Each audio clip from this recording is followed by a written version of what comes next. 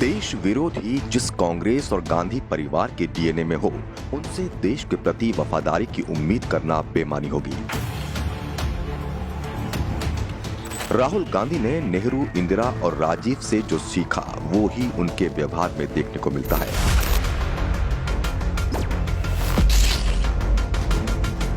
राहुल को भी अपने पूर्वजों की तरह भारत से ज्यादा चीन पसंद है, और चीन पसंद हो भी क्यों नहीं, क्योंकि वो चीन ही तो है जो कांग्रेस और गांधी परिवार को फंडिंग करता है। कांग्रेस ने सत्ता में रहते हुए राजीव गांधी फाउंडेशन के नाम पर चीन से मोटी रकम ली।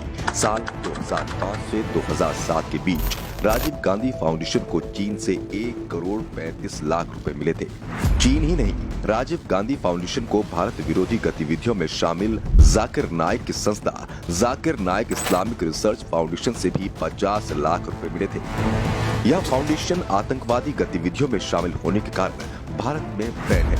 इससे यह तो साफ हो जाता है कि ये भारत विरोधी ताकतें कांग्रेस को फंडिंग भारत की तरक्की और खुशहाली के लिए तो नहीं करती हो। आपने हमेशा ये ही सुना होगा कि दो देशों के बीच MOU या समझौते हुए हैं, लेकिन क्या कभी आपने सुना है कि दो देशों की पार्टियों के बीच समझौता हुआ हो? ये आपने नहीं सुना होगा।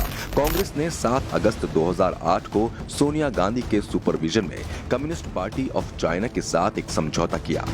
शी जिनपिंग उस वक्त CPC के जनरल सेक्रेटरी हुआ करते थे और राहुल गांधी कांग्रेस के जनरल सेक्रेटरी हुआ करते थे। कांग्रेस की तरफ से राहुल गांधी ने साइन किए थे। राहुल के दस्तखत किए जाने से पहले राहुल और सोनिया गांधी ने शी जिनपिंग के साथ एक अलग मीटिंग भी की थी। आखिर ऐसा इस समझौते में क्या था जो कांग्रेस ने भारत सरकार की तरफ से कराने के बजाय पार्टी स्तर पर किया? कांग्रेस ने कभी इस समझौते को पब्लिक नहीं किया। कांग्रेस ने कभी नहीं बताया कि कौन से देश हितों का सौदा करने के लिए माँ बेटे चीन के आगे नतमस्तक थे।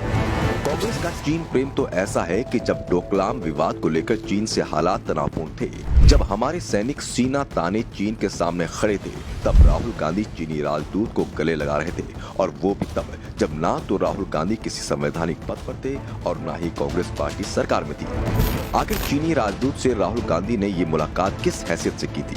और अगर राहुल गांधी को विरोधी देश के चीनी राजदूत से मुलाकात करनी भी थी तो उन्होंने भारत सरकार को इस बारे में सूचित क्यों नहीं किया? और वो कहते हैं ना कि चोर की दाढ़ी में तिनका, ऐसा ही कुछ हाल उस वक्त कांग्रेस का था जब ये खबर सामने आई कि राहुल गांधी ने चीनी राजदूत से मुलाकात की है। पहले तो कांग्रेस झूठ बोलती रही कि कोई मुलाकात नहीं हुई, लेकिन जब मामले ने तूल पकड़ा तो फिर कांग्रेसी लिपापोती करते नजर आए। क्या राहुल गांधी चीनी राजदूत से ये पूछने गए थे कि डोकलाम विवाद पर भारत का पक्ष कमजोर करने के लिए वो चीन की क्या मदद कर सकते हैं? चीन के आगे नतमस्तक रहने वाली कांग्रेस भारतीय सेना को भी अपने जैसा ही समझती थी। तभी सालों भारतीय सेना को दबाने वाली कांग्रेस के सत्ता से जाते ही जब बीजेपी सरकार ने आर्मी को फ्री हैंड दिया तो उसके परिणाम सर्जिकल स्ट्राइक के रूप में सामने आए। लेकिन भारत विरोधी सोच रखने वाली कांग्रेस ने भारतीय सेना के शौर्य पर सवाल उठाते हुए सेना से ही सर्जिकल स्ट्राइक के सबूत मांग लिए। सर्जिकल स्ट्राइक की बात करते हैं कि हमने इतने लोग मार गिराए, लेकिन प्रमाण कुछ नहीं। सिर्फ चीन ही नहीं, जो भी भारत विरोधी है कांग्रेस को वह पसंद है। सोरोस हो या पुनैया, दोनों भारत विरोधी राहुल गांधी के आदर्श हैं। सोरोस कई देशों की सरकारों को गिराने के लिए प्रोपोगेंडा चलाता है और उन्हें फंडिंग करता है। भारत में हुए CAA प्रोटेस्ट को बढ़ावा देने में भी जॉर्ज सोरोस का नाम आया था। सोरोस को लगता है कि वो अपनी राहुल गांधी नाम की कठपुतली के द्वारा भारत में भी ऐसा कर सकता है। राहुल गांधी की भारत जोड़ो यात्रा में भी सारी भारत विरोधी ताकतें देखने को मिली। इस भारत जोड़ो यात्रा में सोरोस का खास सलील शेट्टी राहुल के कंधे से कंधा मिलाकर चलता नजर आया।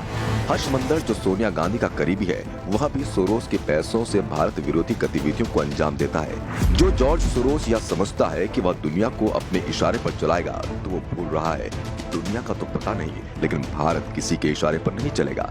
ये नया भारत है, ना ये इशारों पर चलता है और ना ही दूसरों के इशारों पर चलने वालों को बख्शता है। लेकिन कांग्रेस को यह बात समझ नहीं आ रही है। समझ भी कैसे आए, क्योंकि राहुल गांधी ज्ञान भी तो जॉर्ज पुनैया जैसों से लेते हैं। अगर आप भूल रहे हैं तो आपको याद दिला दें कि जॉर्ज पुनैया वही हैं जो भारत माता का अपमान करता है और हिंदू देवी देवताओं का अपमान करता है, और राहुल गांधी बैठे हुए चुपचाप सुन लेते हैं।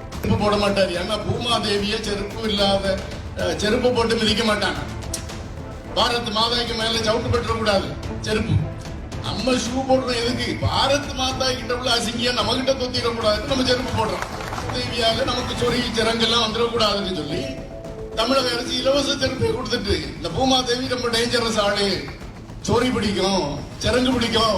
भारत माता का अपमान करने वालों को राहुल गांधी चुपचाप इसलिए भी सुन लेते हैं क्योंकि वो खुद विदेशी धरती पर जाकर भारत का अपमान करते हैं।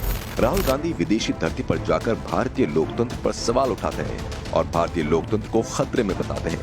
Everybody knows, and it's been in the news a lot, that Indian democracy is under pressure, is under attack. ये तो कांग्रेस के वो गिने चुने भारत विरोधी कृत्य हैं जो हमने आपके सामने रखे हैं, वरना कांग्रेस और गांधी परिवार के भारत विरोधी कृत्यों को लिखते लिखते कलम की स्याही खत्म हो जाए, कागज के अंबार लग जाए, लिखने वाले हाथों में छाले पड़ जाए, फिर भी कांग्रेस के अपराधों की किताब पूरी नहीं हो सकती।